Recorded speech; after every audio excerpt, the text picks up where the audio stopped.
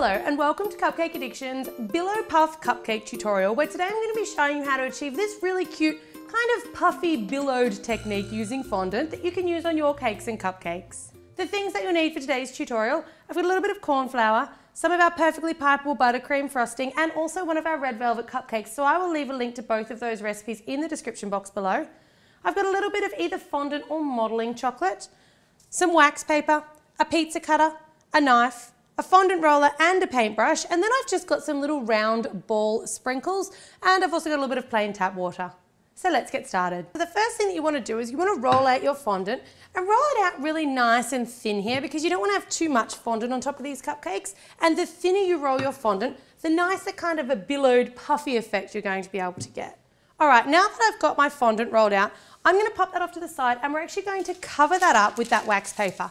With fondant, it starts to dry out when it's exposed to the air, and you want to try and keep it away from the air as much as possible, so that just gives us a bit more time to work with it. Alright, so you want to frost up your cupcake now, and you want to frost these cupcakes one at a time before you put the billow puff technique on them. This is because your buttercream will start to form a little bit of a crust, and once it starts to form a crust, it's kind of hard to get that fondant to stick to it. So just frost and then decorate with fondant, and then move on to the next one and frost and decorate with fondant. I'm just scooping a nice amount of that frosting onto the top, and then using the back of my knife just to shape it down into a bit of a nice sort of a smooth dome. But don't make it too high, because there's going to be quite a lot going on, and you want a bit of height in those little billowed finishes or those little puffy finishes.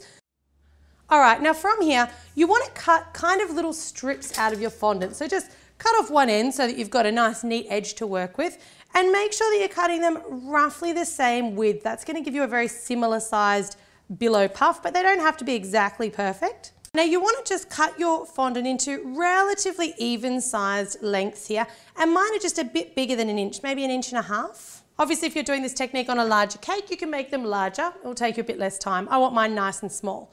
Now you want to take your fondant and you kind of want to accordion fold it. So kind of squeeze it together and then squeeze it together again, which gives you that really nice kind of crinkled effect at either end, like so.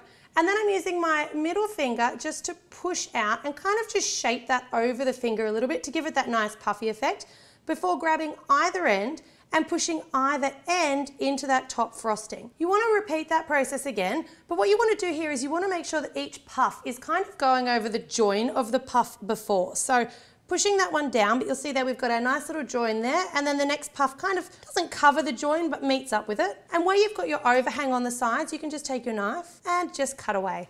You do want to make sure that you can't see any of that white buttercream frosting poking through, but don't worry at this point if your little joins are not particularly neat, because that's where our little ball sprinkles are going to come in, and we're going to be able to fix those up and kind of disguise them a bit. Alright, so coming into our last one, and this has only taken me probably about 4 or 5 minutes, so it's not that hugely time consuming. And just use that just to kind of cover in that last little section, but make sure you come around the edges to make sure you're really covering in all of that frosting. And there you've got your basic billow technique. Now these always look a little bit messy until you go in and add your little details. So this is where the little balls are coming in. You can use silver ones, you can use any really type of sort of sprinkle or design, little flowers if you like. But I'm going to go with the contrasting colour of these little sugar pearls. You just want to put a little tiny dab of water just in the centre of the joint, and don't put too much water here.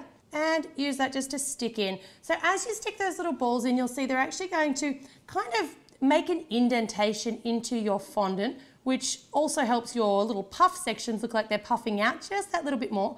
But more than that, they're actually covering up any of those little joins and creases and making them all look like they're part of one big piece of fabric. This is also a really great opportunity for you to cover up any little bits of white frosting that you may be able to see peeking out the sides of your cupcake. So there you've got your finished billowy, puffy, kind of fabricy looking cupcake.